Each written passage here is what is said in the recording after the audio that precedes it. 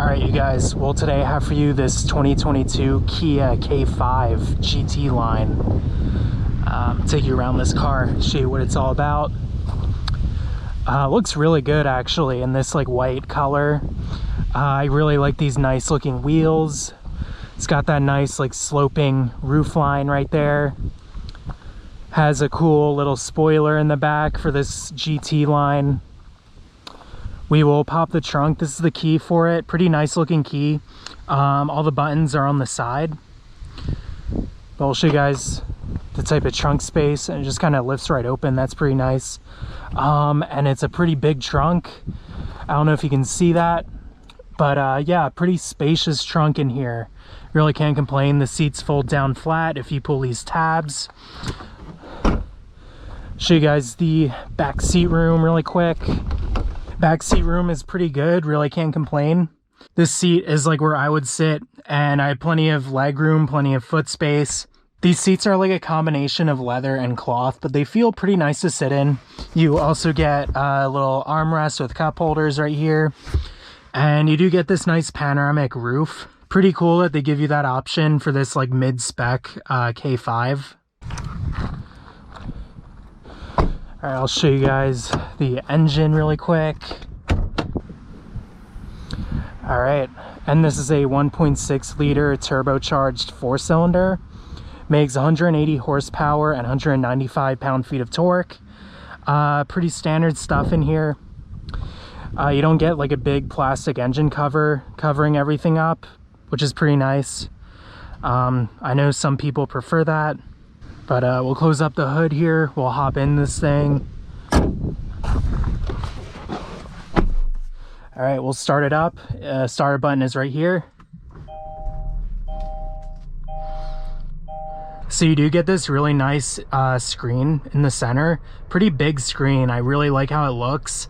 I like the purple color for all the logos in the screen. I think that looks pretty cool. You do have a navigation system, which looks pretty high quality actually. Really not too bad at all. It's a pretty easy system to use. It's pretty responsive. You do have your phone projection for Apple CarPlay or Android Auto. You also have voice memos. You also get sounds of nature in here. Pretty cool. You can choose different nature sounds like lively forest, calm sea waves. Pretty interesting. You do get your climate controls down here, very simple, just your temperature, fan speed, you know, front and rear defrost. Everything is laid out very clearly where you'd expect it to be. This interior is pretty nice. It's a pretty nice place to be. A good variety of materials. Everything seems to fit together well. Everything feels pretty high quality. Down here you do get your electronic e-brake. You also get your auto brake hold.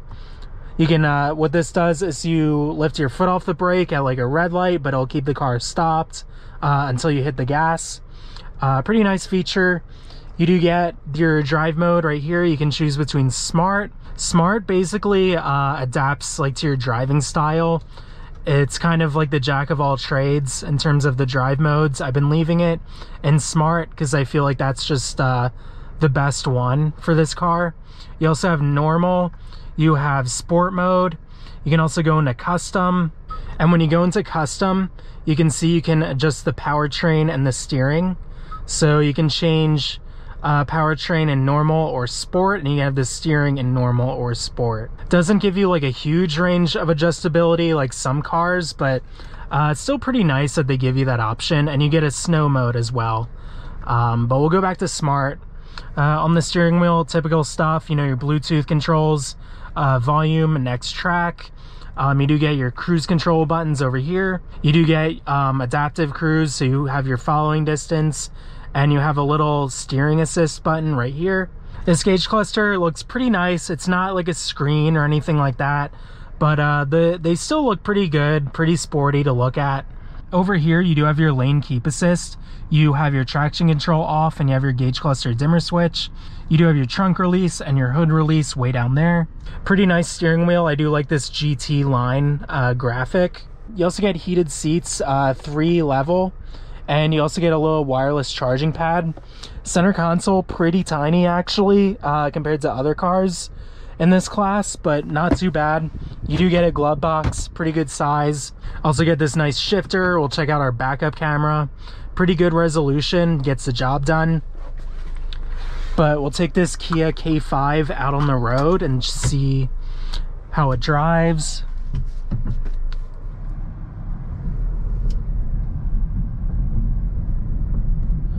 Fairly good turning radius, really not too bad. Pretty easy to see out of. You don't get a ton of like sharp angles on this car. This car does look pretty aggressive in terms of its styling, but it really doesn't seem to intrude on your visibility at all, which is pretty nice. I can see like right over this front hood. These pillars are very thin, fairly big mirrors, clear view out the back window. Overall, really can't complain.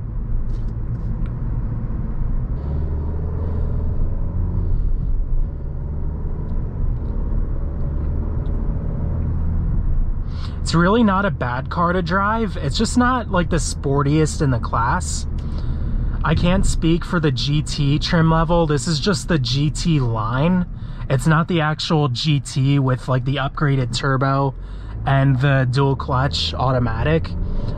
This just has like a regular 1.6 turbo and an 8-speed automatic.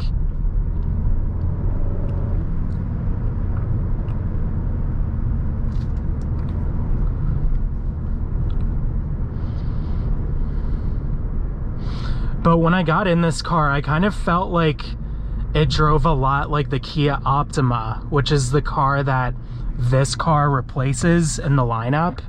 This 1.6 turbo, it doesn't feel the quickest either. I mean, it's doable, it's adequate, but it's not gonna knock your socks off. Pretty refined cabin, and a pretty low sense of road noise.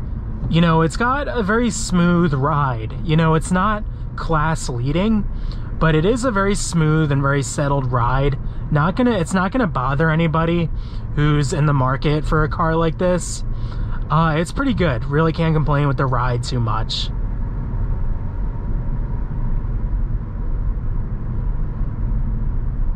Very easy to drive. Points nice and straight. It doesn't really give you a lot of drama or anything.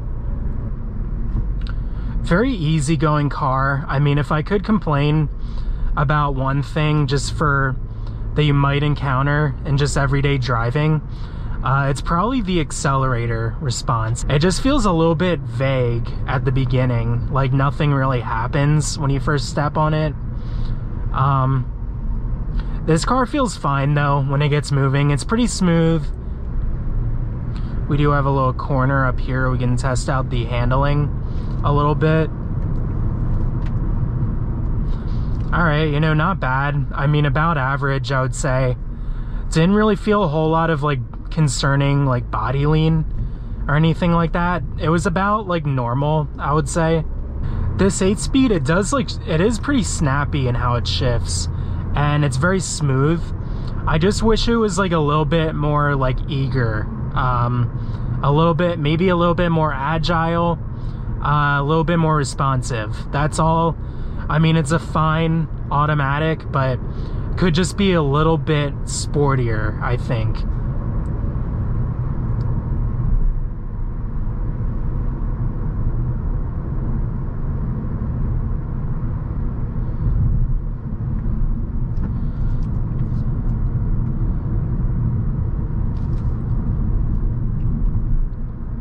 Let this car get ahead of me a little bit here.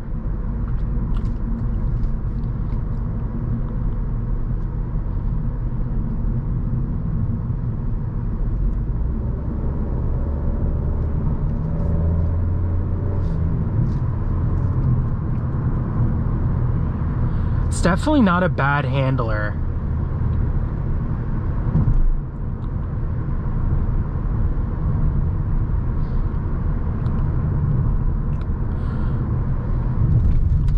I wouldn't call it a sports car, but it can, you know, it can keep up, like it can handle. There's really not a whole lot I can really complain about this car. other than the fact that it's just a little bit mundane. There are other cars in this segment that are, you know, pretty sporty, like pretty spry and pretty sporty to drive. And I feel like this is just a little bit more on the mundane side for me. Not that it's a bad car at all, but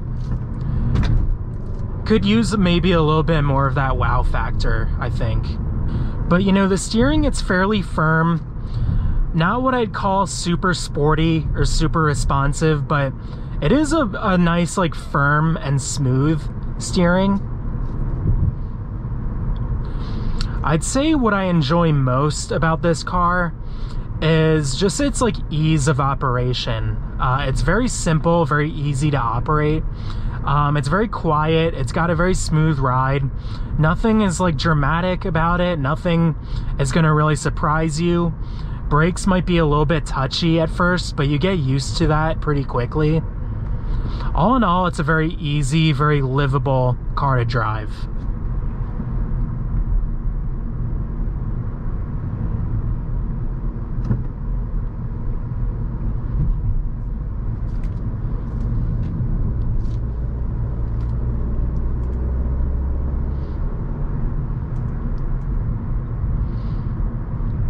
All right, we're gonna take it on the highway here, see what the power is like.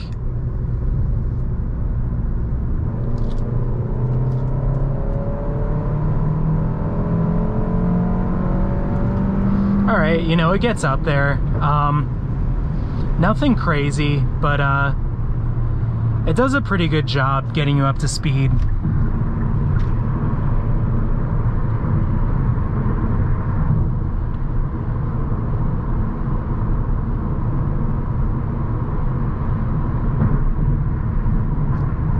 Try out the passing power. A little bit slow for the transmission to kick down, but not a huge deal. You can still pass pretty easily in this.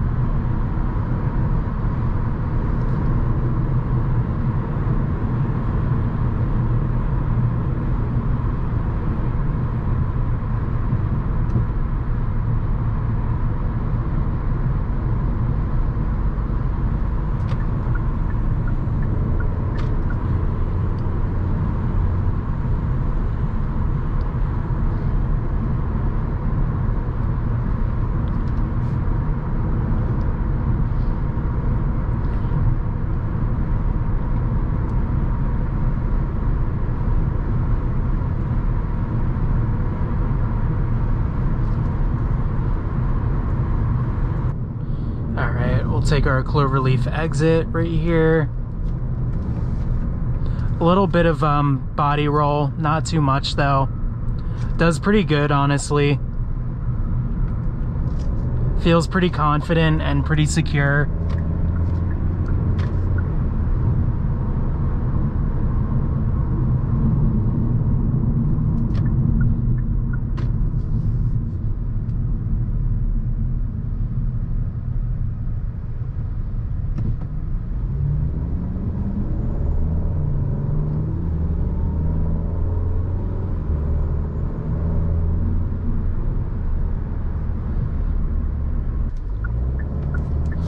All right, you guys, well, that about sums up the Kia K5.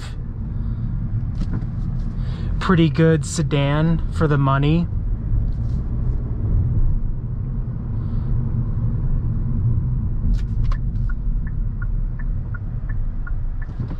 Not too bad at all. You know, it is pretty sporty. It's decently sporty for what it is. Not like an outright sports sedan, but a nice, like, zippy, peppy sedan.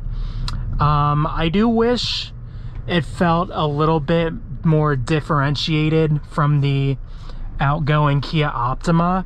Accelerator could be a little bit quicker to respond, and maybe it just could feel a little bit tighter overall, but you know, for the right type of buyer who just wants A to B transportation with a little bit of sport and a good style to it, I think this checks all the right boxes. But we're gonna hop out.